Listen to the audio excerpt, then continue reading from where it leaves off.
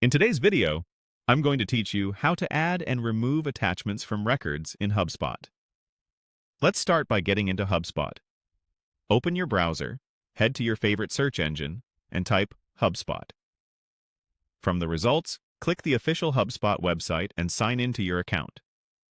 If you have access to multiple portals, make sure you're in the right one for the records you want to work with. You'll need the appropriate permissions to view and edit records and files.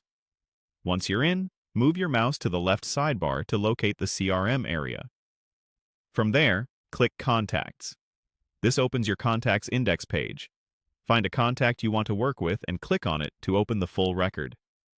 Everything we're doing today applies to that record, and the same flow generally works for other record types like companies or deals, but we'll stay focused on contacts for this walkthrough. On the contact record, look over to the sidebar and find the section labeled Attachments. Click Attachments to expand it, then click Add. HubSpot will give you two ways to attach a file. You can upload a file from your computer, or you can select an existing file that's already stored in your HubSpot files. Choose the option that fits your situation. If you're uploading from your computer, browse to the file you want, or drag and drop it into the window. If you're picking an existing file, search or navigate through your HubSpot file library and select it. After choosing the file, wait for the upload or association to complete, and you'll see the attachment appear on the record. Now, let's remove an attachment. Still in the Attachments area, click View All Attachments to see the full list associated with this record. Find the file you want to take off the record, click Actions next to it, and select Remove. HubSpot will ask you to confirm.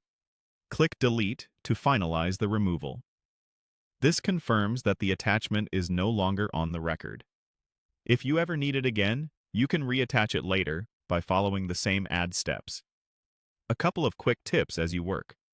Give your files clear, descriptive names so your team can find the right version fast.